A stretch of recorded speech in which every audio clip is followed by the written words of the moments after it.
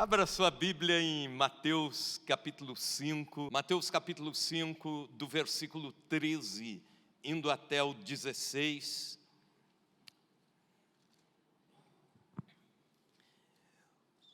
Dos capítulos 5 até o capítulo 7 de Mateus, nós lemos aqui uma pregação que Jesus fez.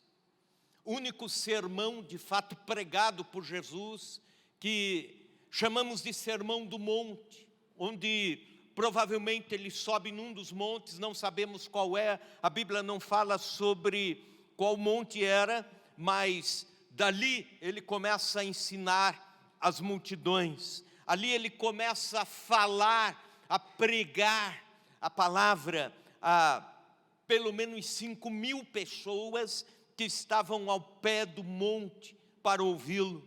O mundo na época tinha 60 milhões de habitantes aproximadamente, e Jesus prega para 5.000 pessoas. Isso significa que, se fosse na proporção dos nossos dias, quando temos 8 bilhões de habitantes no mundo, Jesus estaria pregando estas palavras para 64 milhões de pessoas numa só vez, num só momento. E ele vai dizendo: bem-aventurados humildes de espírito, porque deles é o reino dos céus. Bem-aventurados que choram, porque eles serão consolados. Vai pregando para a multidão, dizendo: bem-aventurados mansos, porque eles herdarão a terra. Bem-aventurados que têm fome e sede da justiça, porque serão fartos. Bem-aventurados os misericordiosos, porque alcançarão misericórdia. Bem-aventurados os limpos de coração, porque eles verão a Deus.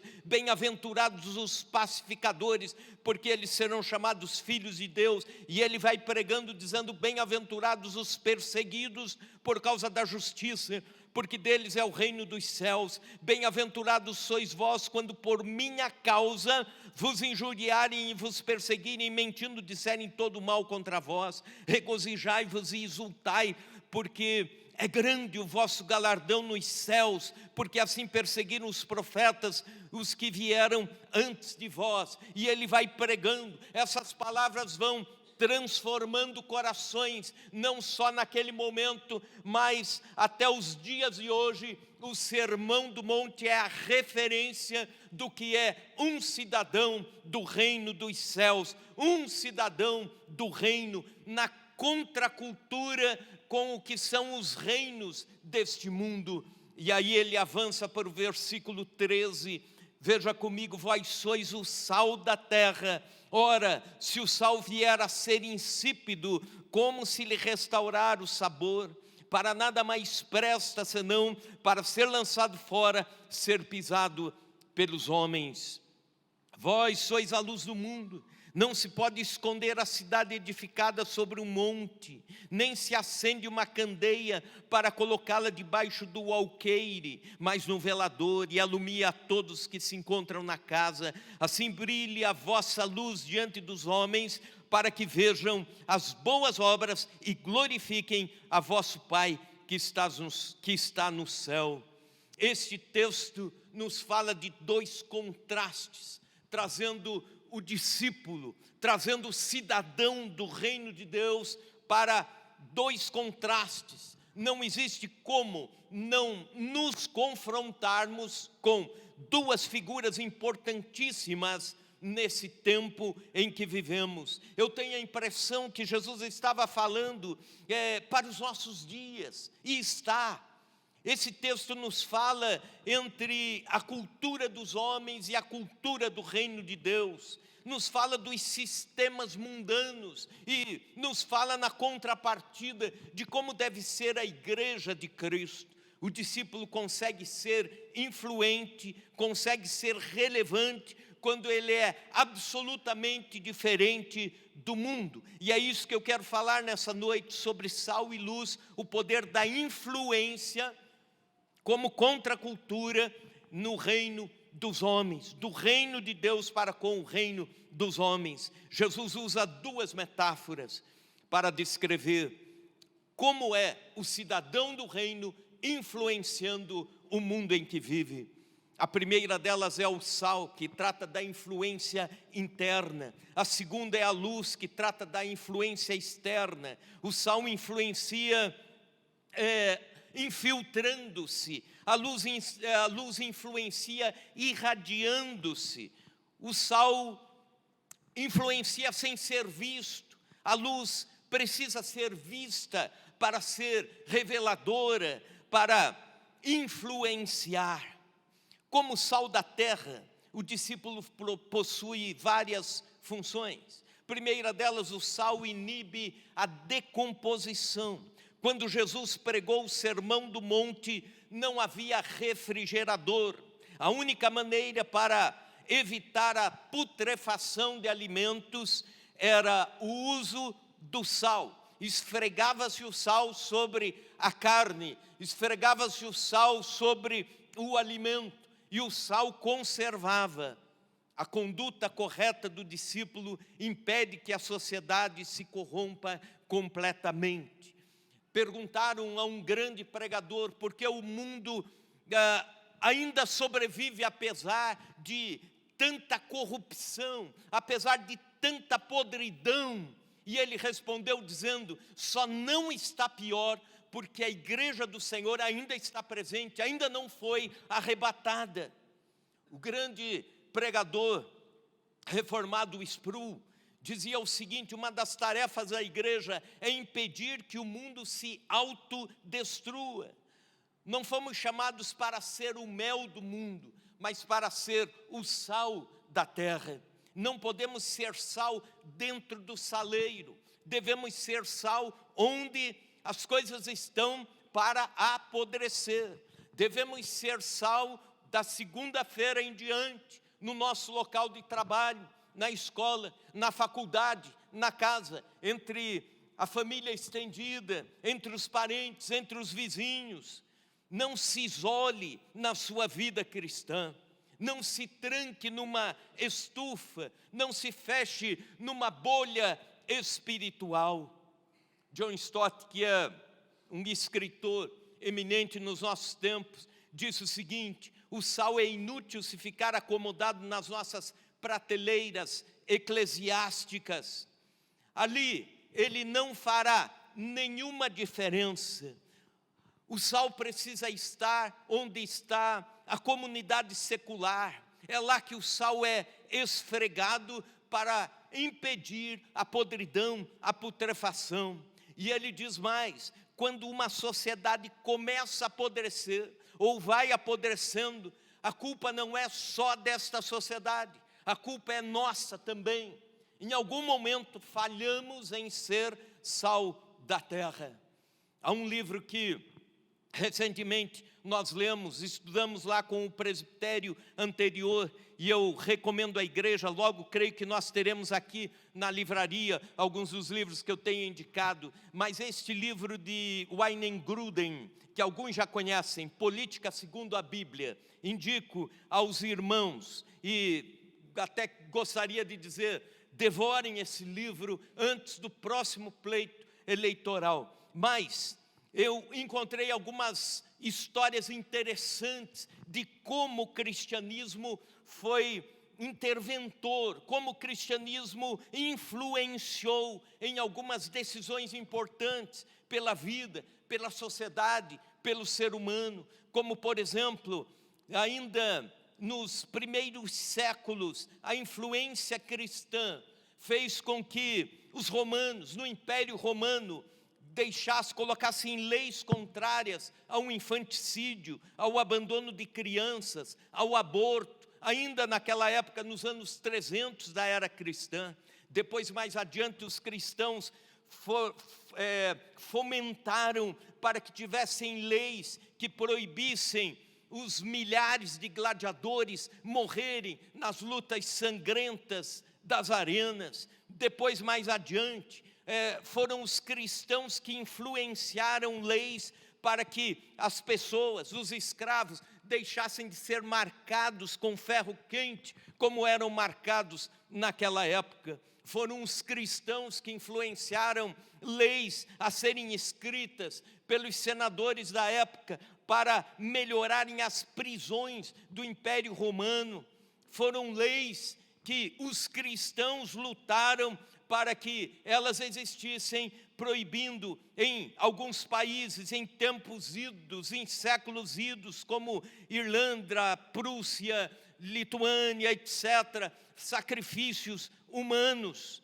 Leis que proibissem a poligamia em vários países, os cristãos lutando, os cristãos indo à frente, os cristãos protestando, os cristãos fazendo o seu papel de sal da terra e luz do mundo, num mundo que está em estado de decomposição. Por exemplo, quando surge a reforma protestante, até então, para colocar uma criança na escola, precisava ter muito dinheiro, porque não existia escola pública. Foram os protestantes que lutaram para que o ensino chegasse a ser público. Hoje nós temos uma conquista e talvez nem saibamos de onde veio as primeiras lutas para que nossos filhos fossem educados nas escolas públicas. O Evangelho influenciou a ciência. Por exemplo, dos 53 maiores cientistas na época da Reforma Protestante, 50 eram protestantes, eram cristãos e estavam influenciando a ciência na época. As melhores universidades do mundo são de origem protestante, calvinista, como a Universidade de Genebra, a Universidade de Princeton, a melhor delas, a de Harvard.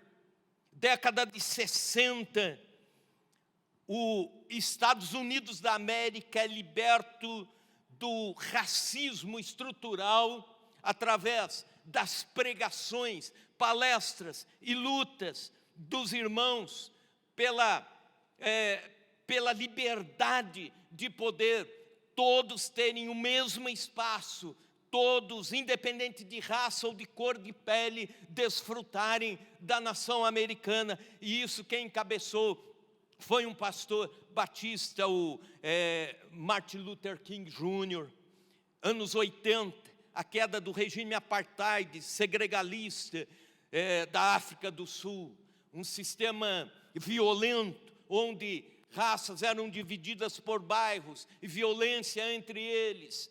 E tudo isso cai por terra através de um irmão metodista chamado Nelson Mandela e também de um bispo anglicano chamado Desmond Tutu. E eles lutam e chegam, enfim, a uma África do Sul livre da sua vergonha do racismo. Isso é ser sal da terra, é influenciar onde estamos, é influenciar aquilo que olhamos que está apodrecendo e fazermos alguma coisa como igreja de Cristo, como povo de Deus, como exército do Senhor, como discípulos, individualmente também como discípulos. É a influência do sal no mundo em decomposição. É a força da inserção da igreja como contracultura. Quando eu leio sobre os avivamentos do passado, eu fico pensando o que há de errado com nós, conosco, evangélicos brasileiros, que vivemos, vamos crescendo sim, mas sem deixar muitos legados maiores para a nossa nação. Algo que se diga assim, o povo evangélico brasileiro mudou isso no nosso país. Ou então, a igreja do Senhor mudou aquela outra prática na nossa nação. Que legado estamos deixando para a sociedade? Hoje já somamos 46 milhões de evangélicos, mas temo que apenas nós estamos retroalimentando os discursos legalistas, sensacionalistas, ostracistas, mercantilistas. O sal precisa inibir a decomposição desta sociedade. Em segundo lugar, o sal dá sabor. Ora, se o sal for insípido, como lhe restaurar o sabor insípido, quer dizer, sem sabor? Uma comida sem sal é intragável. O sal torna a comida apetitosa. Ninguém gosta de comida do hospital. Por quê? Porque não tem sal, né? Se tivesse sal até que seria boa, né? Mas as pessoas dizem, quero ir para casa logo, porque a comida não tem sal, né? A vida do discípulo chama a atenção da sociedade para uma vida deleitosa em Jesus. Uma vida apetitosa em Cristo.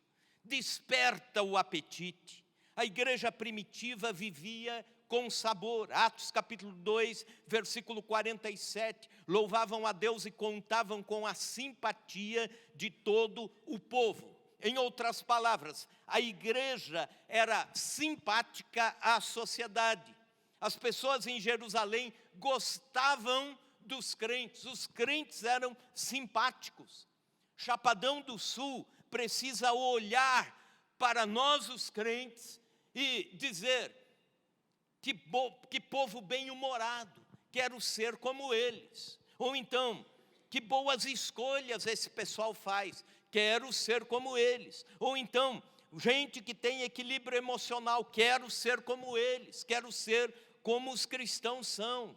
Boas palavras do discípulo. Eu gostei do que esta pessoa falou. Eu quero seguir o Cristo que ela segue. Eu quero seguir a Deus como ela segue. Vivemos em tempos de palavras sem sabor. Você já viu que tem gente que ofende gente por causa das palavras? Nós vivemos numa sociedade onde pessoas cobram outras pessoas. Por exemplo, assim, o casal começa a namorar, né? Está namorando ali alguns meses e já chega um lá dizendo, e aí, quando vão noivar? Né? Ou então aí noiva. E aí já chega outro e diz, quando que vão casar? Quando vão mudar a aliança de dedo? Aí casa. E aí dali uns meses já começa, quando vai ter chorinho de nenê? Aí tem um nenê. Aí vem a outra pergunta, quando vai ter irmãozinho para você? Sabe? Ou então, quando o casal já está mais velho, já criou os filhos, quando vai ter netinho? Né? Aí você fica pensando em dar aquela resposta assim, mas você é crente, você não pode fazer isso. Mas a gente tem que ter palavras acolhedoras, abençoadoras. A Bíblia diz em Colossenses capítulo 4, versículo 6, a vossa palavra seja sempre agradável, temperada com sal, para saberdes como responder a cada um. Então, palavras bem temperadas com sal. Um detalhe, antes de ir adiante na pregação, uma cozinheira não coloca 1 quilo de sal para 1 quilo de alimento. Vai ser mais ou menos esta conta, me corrijam as irmãs, 40 gramas de sal para mais ou menos 1 quilo de alimento. Acertei? Agora você me complicou. É mais ou menos isso, então menos do que isso, tá bom? Mas não se preocupe com esse jargão que dizem por aí, 2030 nós vamos ser maioria evangélica no Brasil. De repente, um povo pode ser pequeno e consciente e mais transformador do que uma grande massa que apenas reproduz religiosidade inócua, sem sabor. Então, o que eu chamo a atenção para os irmãos, nós precisamos ser sal e restaurar o sabor. Também, o sal provoca sede. As dietas de alguns atletas de alta performance, que gastam milhares de calorias por dia, contêm um pouco mais de sal. E se perguntou um dia, mas o sal não faz mal para a saúde? Não seria o contrário, ser com menos sal?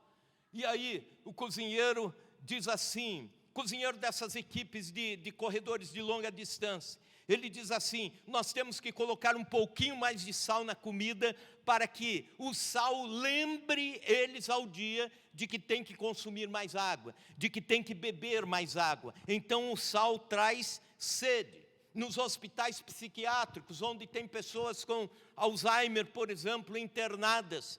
Tem que colocar um pouco mais de sal no alimento para que elas lembrem que precisam consumir água, que precisam beber para que não desidrate o corpo. O discípulo precisa despertar no mundo a sede de Cristo, a sede do Evangelho, a sede de Deus, a sede de nova vida.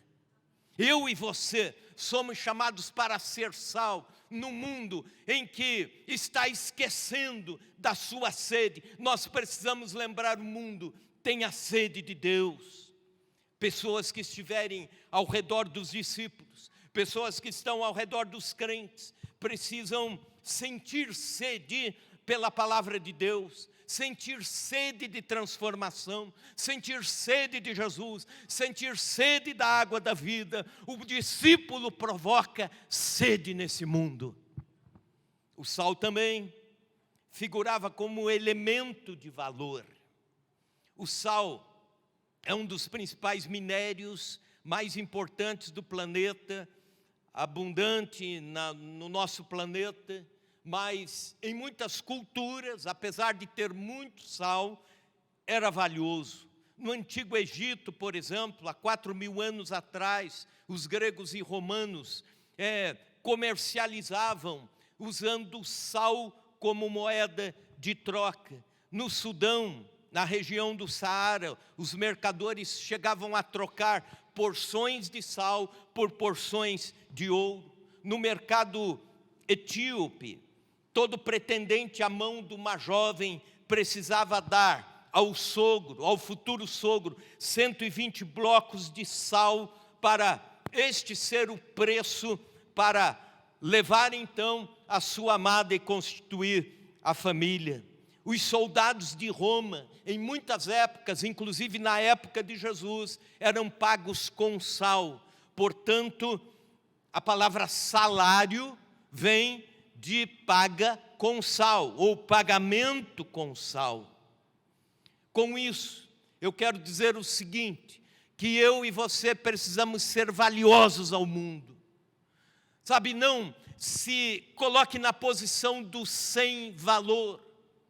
Quando eu falo isso, eu estou falando do valor do Evangelho que está em você, do valor da palavra de Deus que está em você, do valor espiritual que você tem.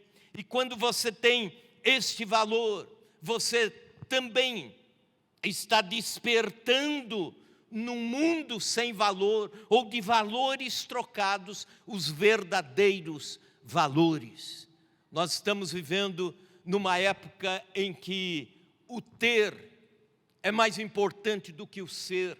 Os valores do mundo estão trocados. Quando faleceu Rockefeller, o rei do petróleo, alguém perguntou quanto ele está deixando, o que ele está deixando. E aí disseram o seguinte: morreu pobre, deixou apenas dinheiro e bens materiais. Nós estamos num mundo que a corrida pelo ter é cada vez mais intensa. E somos nós que colocamos tudo isso na devida escala de valores. Eu e você, irmão, eu e você, irmã, nós cristãos, nós discípulos de Deus, é que despertamos no mundo o verdadeiro valor, os verdadeiros valores. Também, em quinto lugar, o sal é medicinal. Ele tem um valor para trazer a saúde. Na área da medicina, o sal pode ser usado para amenizar dores, para estimular a circulação. Quem sofre de pressão baixa, consome um pouco mais de sal, isso eleva a pressão. Também para combater inflamações. Se você está, por exemplo, com inflamação na garganta, faz o gargarejo com água e sal. O sal limpa a inflamação da garganta, também faz bem para a gengiva e etc. Outras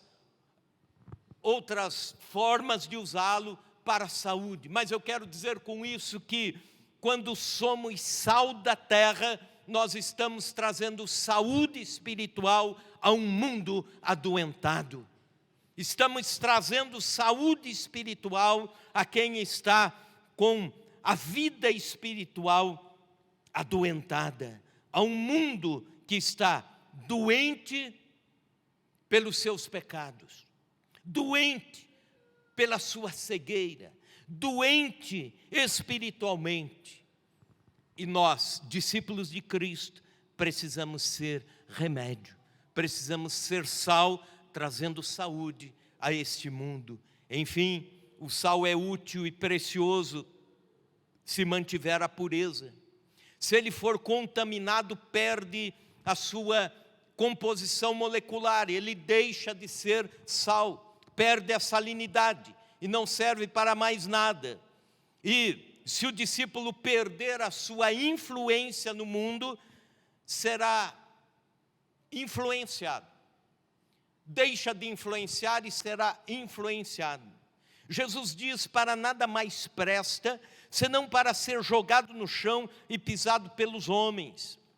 A literatura rabínica dizia que o sal que perdia a salinidade, o sal que perdia as suas propriedades, era jogado em escadarias de pedra, era jogado em subidas que eram calçadas com pedras, para que o sal tirasse um pouco daquele sebo, daquele limbo escorregadio, e não servia para nada além disso. Perdia o seu valor de sabor, perdia o seu valor para comércio e tudo mais.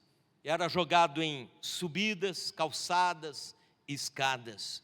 Quando pensamos em influência externa, Jesus também cita outra metáfora: a luz.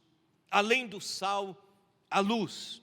Filipenses 2,15, Paulo descreve que devemos resplandecer como luzeiros neste mundo. O fato implica que o mundo está em trevas. Colossenses 1,13, a Bíblia diz que o reino do diabo é o império das trevas. E existem algumas lições que o texto nos traz sobre a luz. Primeiro, a luz é o símbolo da verdade.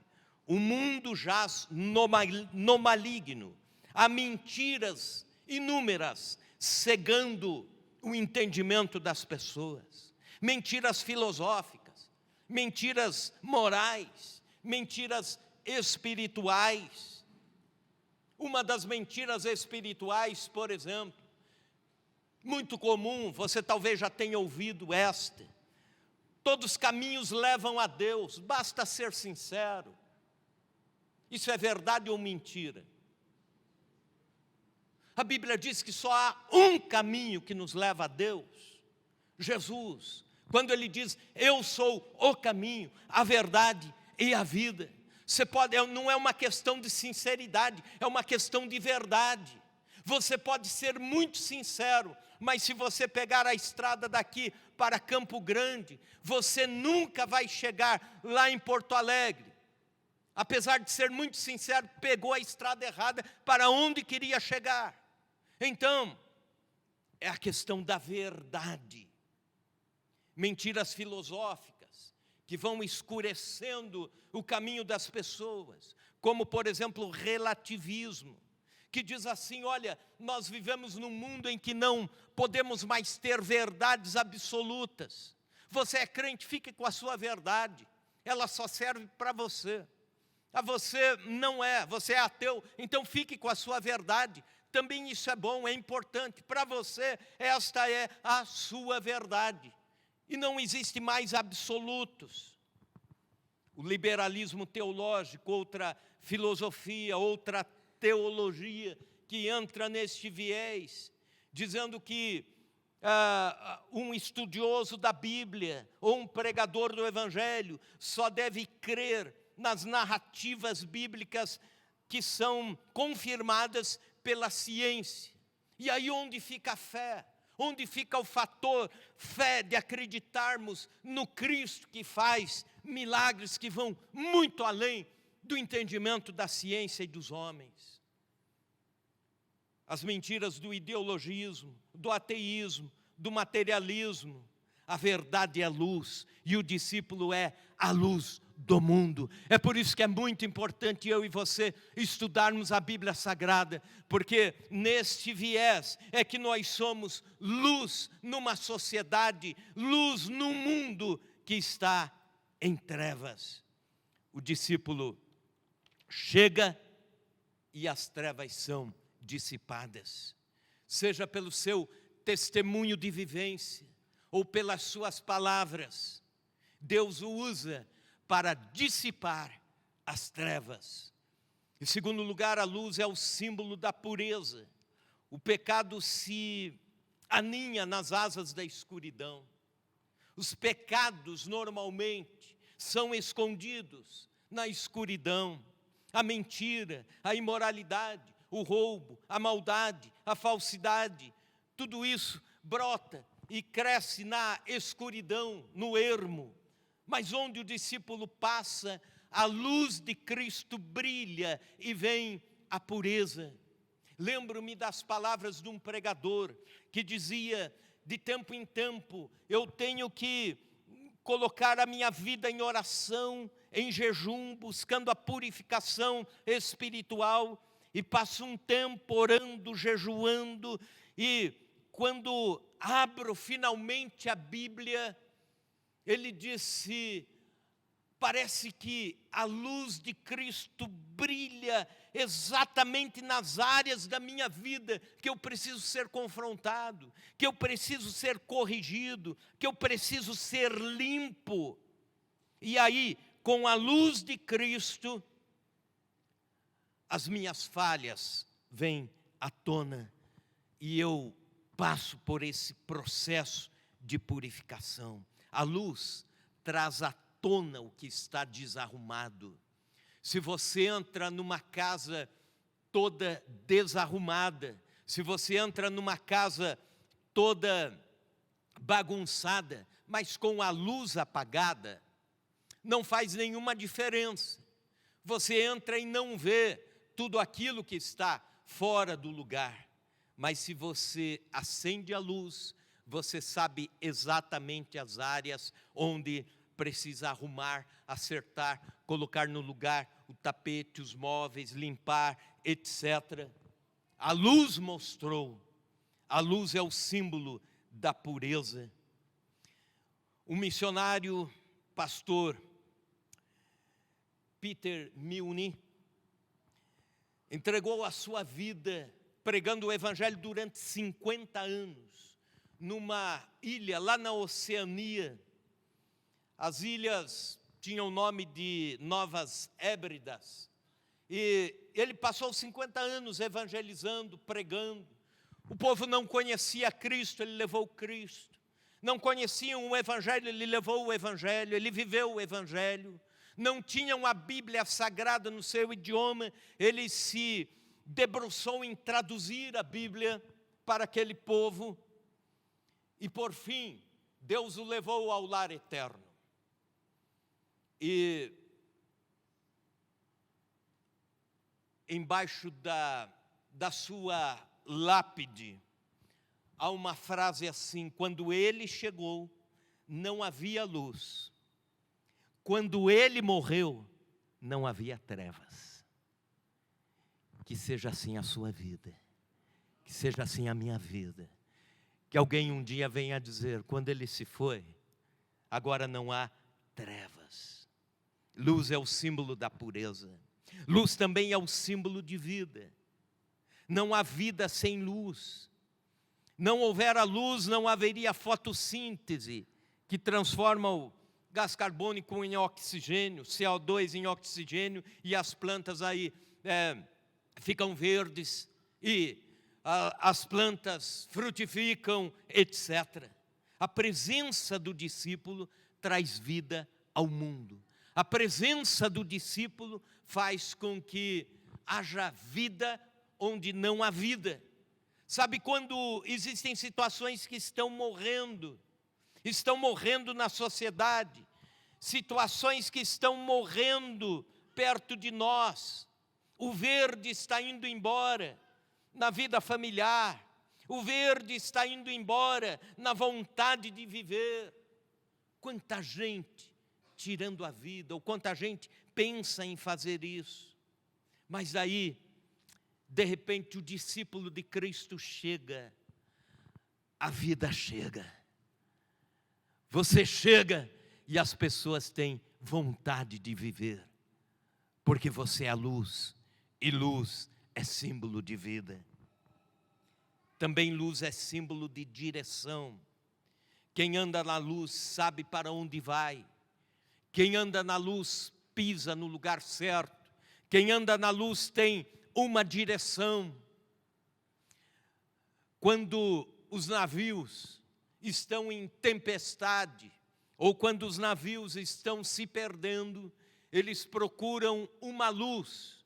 Eles sabem onde existe um farol ou uma ilha. Eles sabem pela direção aonde chegar, olhando para aquela luz. Nós precisamos ser como faróis em ilhas, guiando navios pela noite. Numa determinada ocasião, numa ilha de farol, um determinado faroleiro que morava ali na ilha, esqueceu de acender o farol naquela noite. E naquela noite, um navio bateu nos recifes. E aí houve mortes, houve naufrágio, houve tragédia. Porque alguém deixou, alguém esqueceu a luz. Eu e você não podemos deixar de ser luz. Onde estiver sendo luz, você está salvando vidas da tragédia. Quinto lugar, luz é o símbolo de calor. Luz é fonte de aquecimento. Sem luz, o nosso mundo seria um planeta de frio glacial, insuportável. Não haveria vida sobre a terra. O discípulo faz a vida mais suportável. O discípulo faz com que pessoas sintam a vida mais agradável. Expressões de acolhida. Quanta gente precisando de abraço. É o calor da vida sobre a frieza da morte. Quanta gente precisando de atenção. É o calor da vida. Quanta gente precisando de acolhida. Numa determinada ocasião, Reverendo Hernandes Dias Lopes perguntou a uma irmã da igreja de Vitória, Espírito Santo. Essa irmã andava 4 quilômetros para vir da sua casa até o culto e a escola dominical domingo de manhã, e voltava 4 quilômetros. No culto à noite ela vinha 4 quilômetros, assistia ao culto, cultuava a Deus, voltava. Durante a semana, na quarta-feira, reunião de oração, 4 quilômetros, vindo e depois voltando. Por vezes uma carona, caso contrário, ela vinha e voltava. Se tivesse chovendo, ela vinha com a sombrinha. Se tivesse frio, com a blusa, mas vinha, não deixava de vir. E um dia, ele perguntou a ela: irmã, que se pese o fato da sua fidelidade com Deus, com a igreja, mas assim, a senhora nunca falta e sempre vai, 4 quilômetros, volta. Qual a sua maior motivação para estar conosco aqui? Nos cultos, nas reuniões de oração? Ela disse: reverendo, eu sou sozinha, sou viúva, não tenho os filhos morando comigo. E aqui é o único lugar onde eu recebo um abraço. Então eu não abro mão de vir ao culto, de vir à igreja para aqui receber um abraço das irmãs da igreja, dos irmãos da igreja, do pastor. Querido irmão, querida irmã, nós vivemos num mundo de carências enormes e nós somos luz do mundo para trazer o calor humano onde estamos inseridos.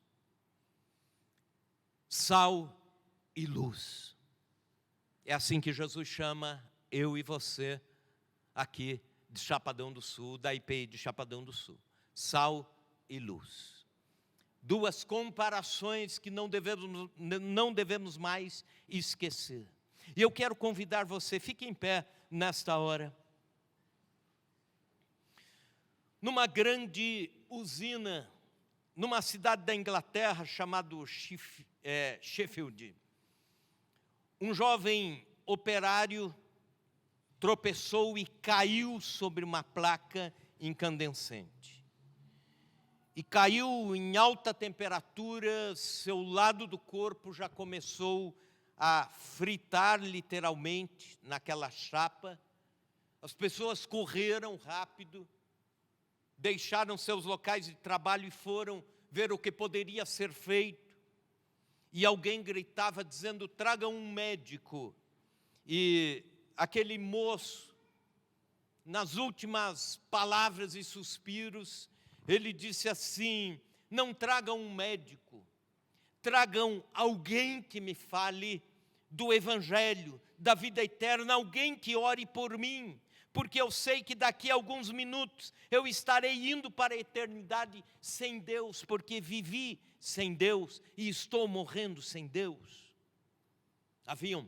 Havia 300 operários ao redor, e esse jovem falou isso, dali a alguns minutos, ele já foi para a vida eterna. Como viveu sem Deus? Um cristão que estava ali, um ex-cristão, cristão que havia abandonado sua fé algum tempo atrás, havia voltado para a sua vida de pecado, foi para casa, e depois ele seguidamente sonhava com aquela cena, sonhava com aquele pedido de socorro, e ele foi para o psicólogo. O psicólogo lhe atendia, e ele disse: desde então eu ouço os gritos daquele moço, eu gostaria de ter me abaixado ali, e apresentado Jesus como Salvador, e orado por ele, e ele confessado os pecados, e ele estaria com Deus hoje. Mas esse rapaz disse: a minha vida fechou os meus lábios, eu não consegui naquele momento ser sal da terra e luz do mundo. Moody, o grande pregador, dizia o seguinte: de 100 homens, um lerá a Bíblia que você lê, mas 99 lerão você, lerão a Bíblia através de você. Você é a Bíblia ambulante. É o que um jovem, ou que alguns cristãos novos convertidos na China falaram a respeito de um outro crente, dizendo: não há diferença entre ele e o livro, fazendo menção à Bíblia Sagrada. Esse depoimento simples é daqueles cristãos que olhavam esse jovem cristão vivendo intensamente a Bíblia, a ponto deles dizerem: não há diferença entre ele e o livro. E por causa disso encontraram com Cristo. Somos chamados para ser sal da terra, luz do mundo, em Chapadão do Sul.